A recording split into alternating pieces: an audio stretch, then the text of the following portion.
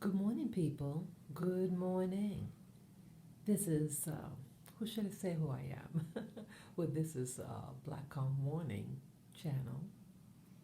Yes, I uploaded a video yesterday.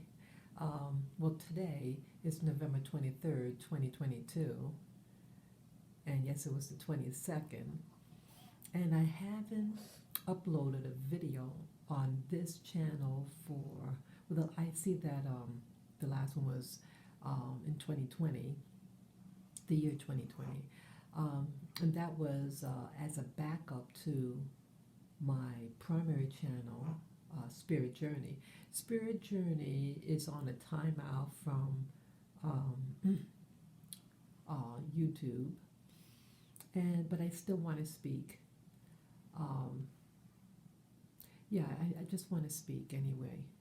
But I'm not able to do the live stream because of my numbers. So I hope my numbers will improve. Yes, I think my channel is being blocked. I put in so much time in my channel, and for some reason, it gets blocked of views. But sometimes it's not about numbers, it's about the message. Hear that, people? Sometimes it's not about the quantity, it's about the message. And they don't want certain messages to go out. And if you look at to see what messages are getting out, it's a clue what they want you to know. But anyways, good morning, good morning. Yes, today is November 23rd, 2022, and the time is about 5:18 a.m. Yes, I always like this time of day. I love the quietness of the day. I don't want to stay too long. And yes, so it did work. I did the video and then I uploaded. And so I don't have a lot of space on my tablet. So I have to like upload and then, you know, get rid of the other videos so I can keep on doing, uploading. Yeah. So, anyways, what do I want to talk about today? Well, being on this channel, Blackcom Warning channel, um, it referred me videos that YouTubers I used to watch. Yeah. And so I started watching one of the YouTubers, and they were talking. The video was a year old, and they were talking about oh the false religions, and yeah, people are being manipulated. But it got me thinking. Yeah, this YouTuber was a big influencer upon me and my spiritual journey. So I respect her for that. Yeah, she had put up a book that I bought, and it was like a paradigm shift for me. It was a very hard process, people. Truth could be a very hard process, very, very difficult. But once you get through it, it's okay. And what's happening these days? I live in New York City, in America, and what's happening to all of us on this planet. I would say when I say all everybody on this planet, I really mean cities. I think areas where people are living in traditional communities, not a lot of Wi-Fi, things like that.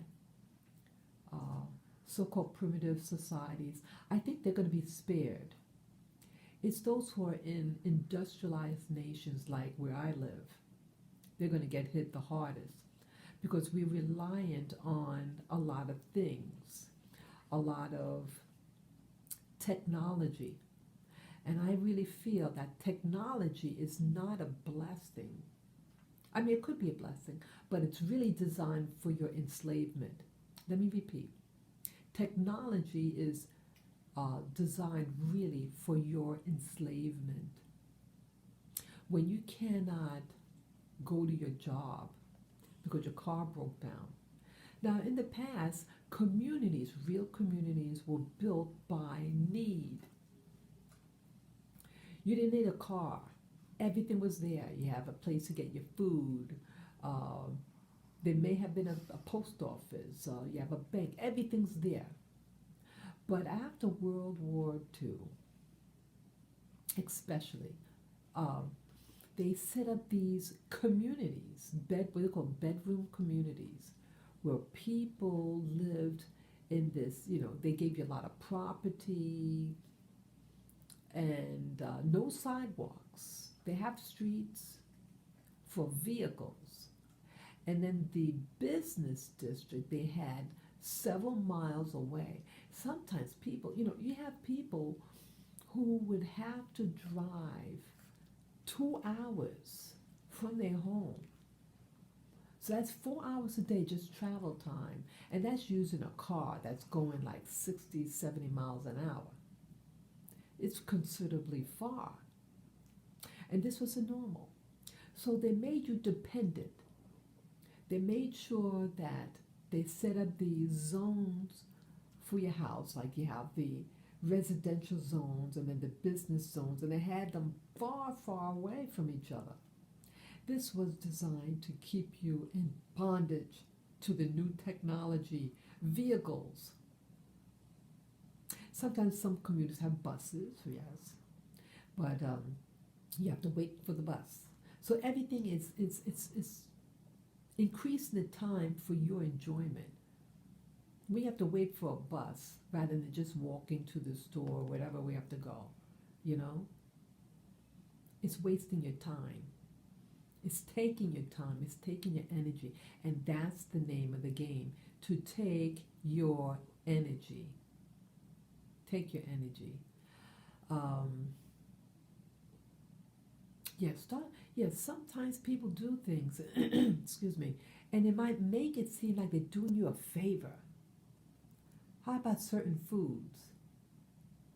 And they make it real cheap. Oh, they must love me because it tastes good and it's inexpensive. Well, that will put a hardening of the artery on you, most likely. Not everything that is inexpensive is for your benefit. It's not your friend. Yeah. So I was, changing the subject a little bit. I had visited my old neighborhood. Actually, the second neighborhood, which was my primary. I was there from going on 5 to my 20s. So I would say that's my real home, where I really grew up in. And it's changing. Yeah, this is a time of change, what's happening now. And it is a process, people. When you grow up, when you're young, you think everything's going to stay the same. It doesn't. Life is in cycles, and my life is a cycle also. I have to realize that. I have to remind myself in this paradigm shift that this is all part of a cycle, and life repeats itself. How you may respond to those changes can differ, but the things that happen, basically, it recycles itself. And I was just looking at the neighborhood that I was raised in for those important years of my life.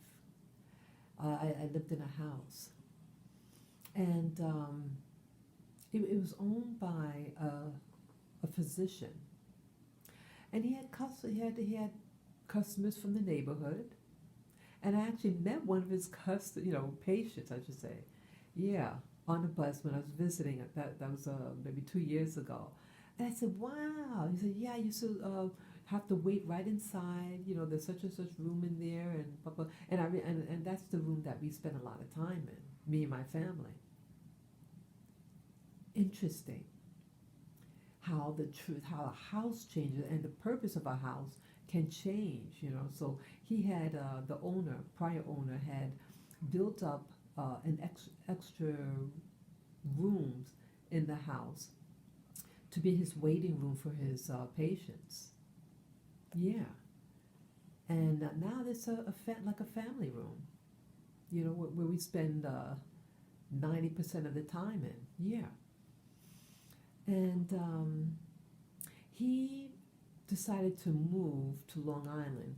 Yeah, this was in the 1960s, 1967 actually. So it was before King's assassination. And yeah, the neighborhood was changing. It was changing over. It was a white neighborhood, like a white Anglo-Saxon uh, neighborhood. Yeah, very Caucasian. And they were moving out. And I think a lot of them moved out to Long Island. Yeah, Long Island was a place, Long Island, New York, was a place where what they call white flight. And they moved there to get away from black people. And it could make you feel bad, actually. But see, this was all part of the plan. You have sociologists, people who develop communities. Yeah, and it's all for a purpose. It's not just, oh, let's just have people afraid of black people. But it's all about a plan to spread people to live in other areas, because they need people to move to other areas to populate, to control it, and then it gets subdued. Okay, it gets subdued. And so they used Caucasians to subdue this continent. And then later, it's going to be taken over by other forces. So you might think you're free by moving or dominating an area, but you're being used. We are being used, all of us. So, but it can make you feel bad. It make you feel like, oh, they're discriminating, they don't like us, blah, blah, blah. But I'm starting to see that if you look at the whole picture, it's just designed to conquer, to spread out, so to take, and to take control. And then later, they are going to be controlled. So either way, the owner left, moved out to Long Island, And so it was a great house. Great house. And our neighbors, actually, we had next door neighbors. And unfortunately, a neighbor of ours who lived in a two-family house had passed away in a tragic accident. He slipped and fell. He was an older man in his 80s, and he slipped and fell. I think broke his leg, but there was head damage. So he didn't go to the doctors right away, and he went to get surgery, and he died on the table. His family told us that they didn't know about the head injury. So I guess there were complications due to the head injury. He was a good man, and may he rest in peace. Yes. I went to visit family, and so I found out that his house, people making offers for the house, a lot of money. They made an offer of $700,000. And when I had come by, I saw two people. They looked like people from Central America. They were very tiny. And I was just, confused, like I was coming out of the bus. I took a bus there to the family. And when I got off the bus, I see two people on the driveway with a measuring tape. And I was like, what's going on? Because I thought the tenants were there. Yeah, the tenants moved out a long time ago. Yeah, he had tenants. And they were from his country. But, yeah, these people, different ethnic group. And I can tell, they seem like good people. So you look at someone, they look like hearty people, friendly. I didn't wave back. I was like confused because they saw that I was looking, and they waved. But so I told my family member, say, hey, I see such and such going on in the driveway. And then they explained, it's okay, yeah, the house, people are making offers for the house, and you're going to have a developer. I'm thinking, why would you need a developer? You buy a house and then you move in. But then with the tape, I realized they're going to, because these homes here are approaching 100 years of age. And I guess they want to, it'll be too much money to try to modernize a house. So they're going to knock down the house, probably, and build a new structure. And it makes me feel kind of sad. Change makes me sad sometimes because I thought things were going to be constant. And the prior owner was a healthy guy. And how ironic that he slipped and fell. And he must not thought he was in severe problems, but something with his leg. I think they said it broke his leg or fractured or whatever. And so he went to get the operation. Who would have known? He was a hell. Yeah, I saw him maybe he passed away earlier this year in January. I think it was January or February. And I'm sure, yeah, I saw him last year. Yeah. And he would look at, check on my mom, make sure she's okay. He was a good neighbor. There were a time when you had good neighbors who looked after their next door neighbor. Yeah, both were, elderly, but he was a healthy guy. And he checked to make sure my mother was okay. Hey, just making, your light was on, left on, and I just want to make sure you're okay. I had a good neighbor, but may you rest in peace, sir. Yeah. So, most likely they're going to tear down the structure. And then my family members say, well, so and so also. The house right now, a couple of houses down, the lady in that house, she passed away. And they rebuilt the house. I said, what? I said, I didn't notice that because the bus I take has to go past it.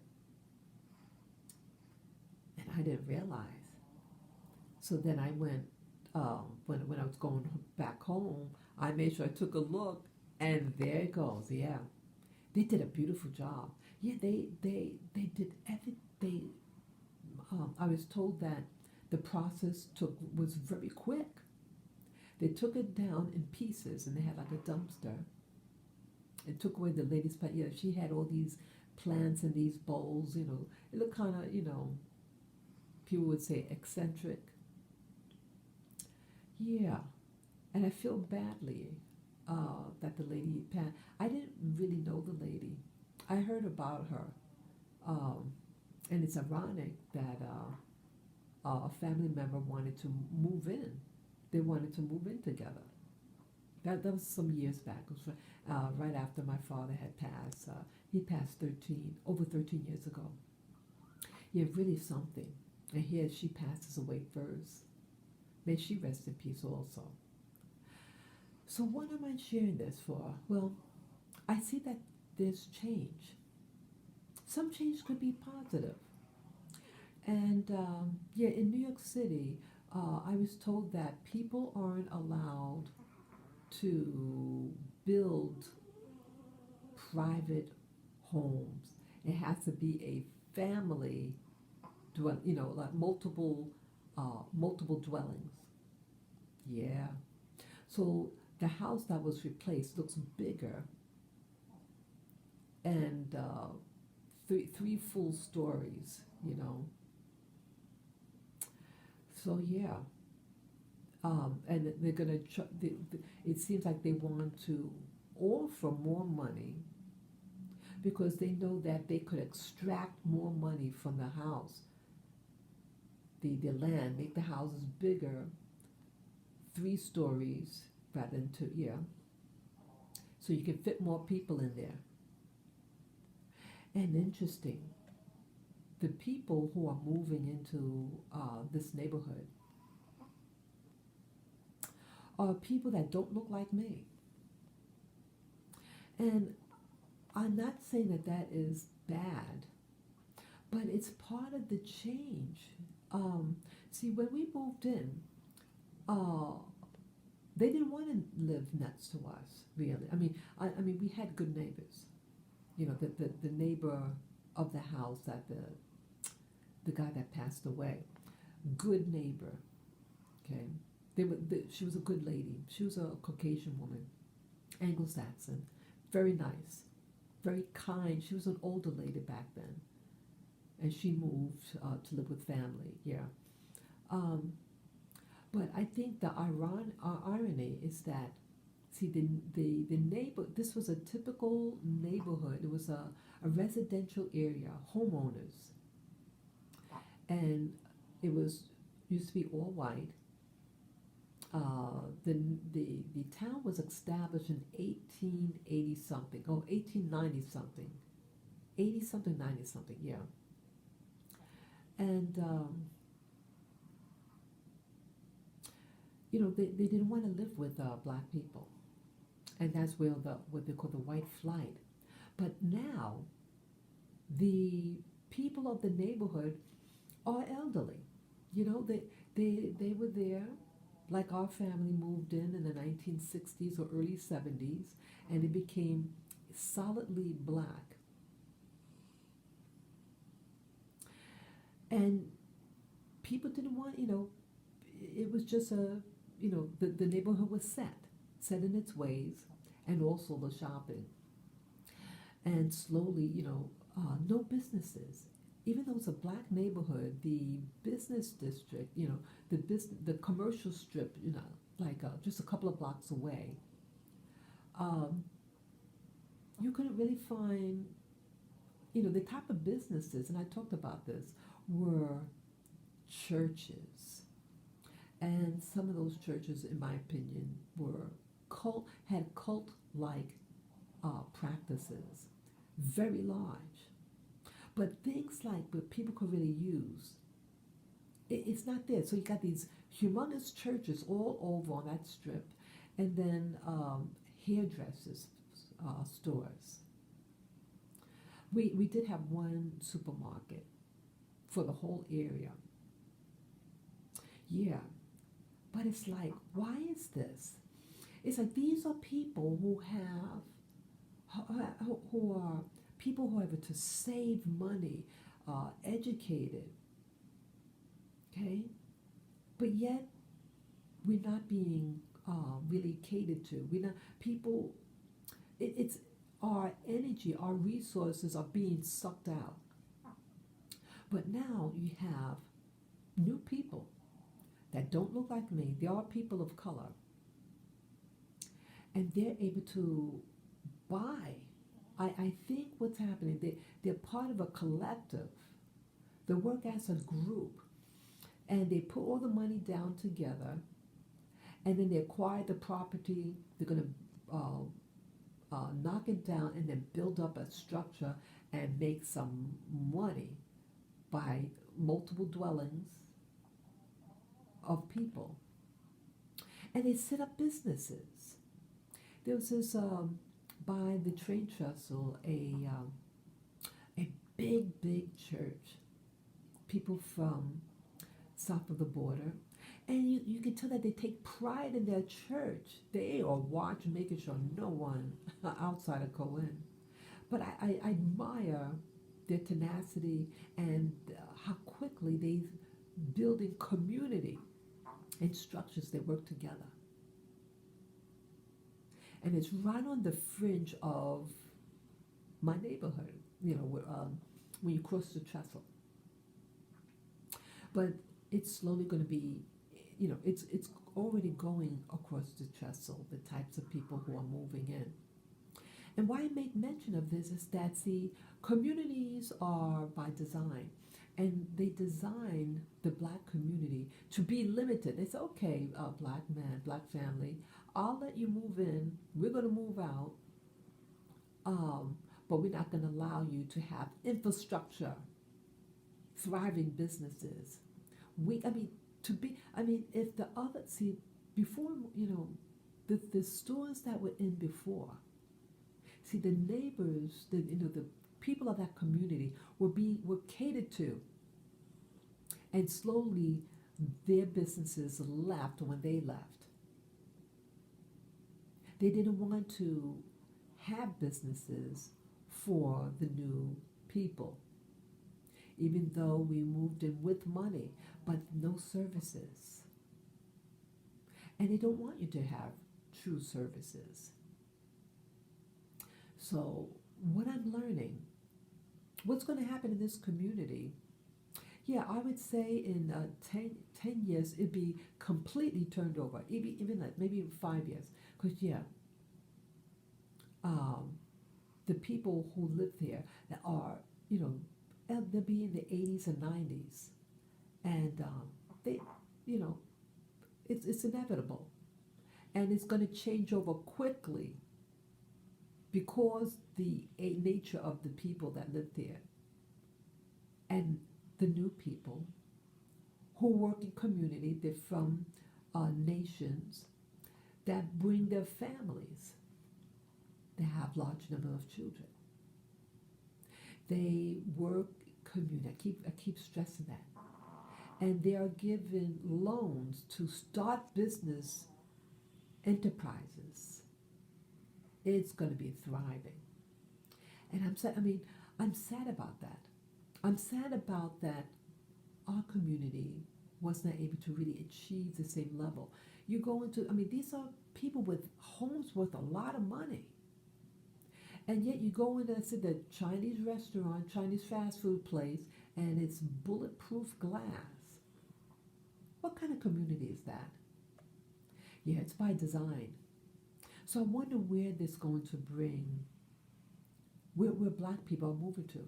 I don't know where they're moving to, where their families are. It'd be interesting to find out. Where are they moving to? So the homeowners, they're dying off, and then the kids, I don't know. But what I would say for myself, with your infrastructure, wherever you move to, black folk, that make sure you build, learn from your mistakes.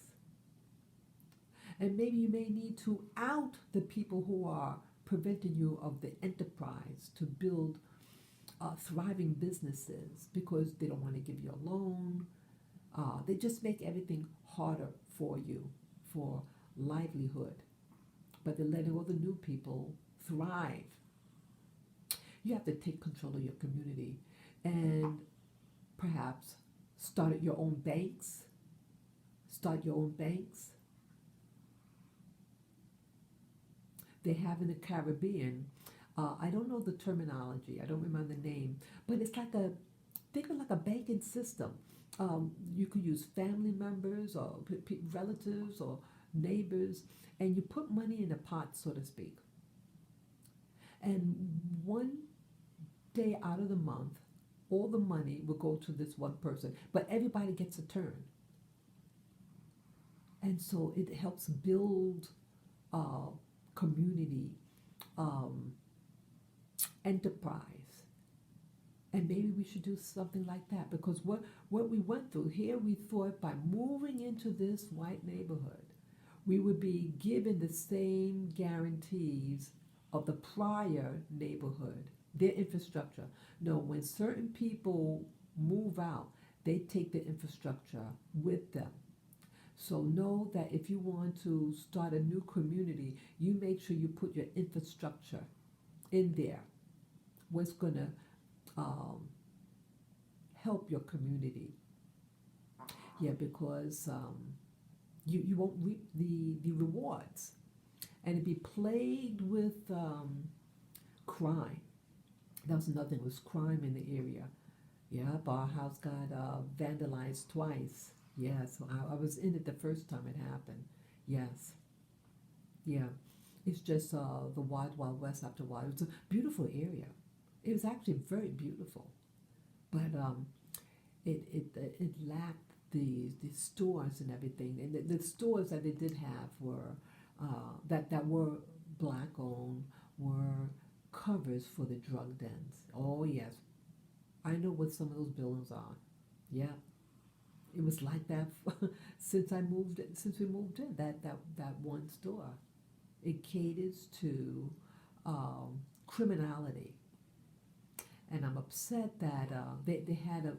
I think the person worked at the barber shop, and then he had gone to the border of Long Island and Queens, and he gets shot in his car, and they put up a mural. You know those graffiti artists did a mural, in his honor.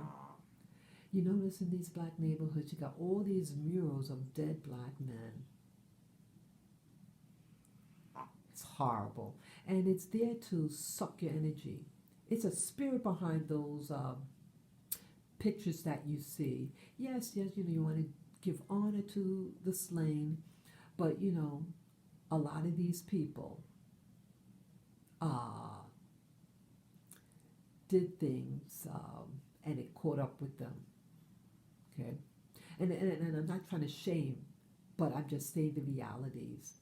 And when you put some of these murals, you're presenting a mural of death in an area. No, put murals of life. Life. It lifts up the spirit. I don't want to see something of someone who was slain so violently. It doesn't help the neighborhood. You're going to have a mural, have something maybe in your home or something like that. Little something, but those paint, it's just graffiti. It pulls your neighborhood down.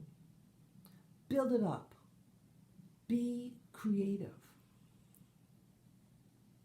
Try to work together.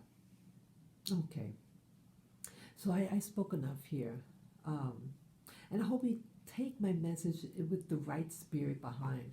It's about lifting up and learning from past mistakes and learning that just because you're able to afford a house in a white neighborhood or whatever doesn't mean that they want you there, and they're slowly going to take the infrastructure away, and once that happens, you're lost. Learn from others. Learn how others keep their communities strong. These are newcomers into the country, and they're thriving, but you're not. Wake up. And if you do decide to move or even move overseas, learn from the mistakes and set up true community that's based on spirituality and love. Okay? I thank you very, very much. Peace, love, and joy to the listeners. Okay? Have a great, great day. Bye-bye.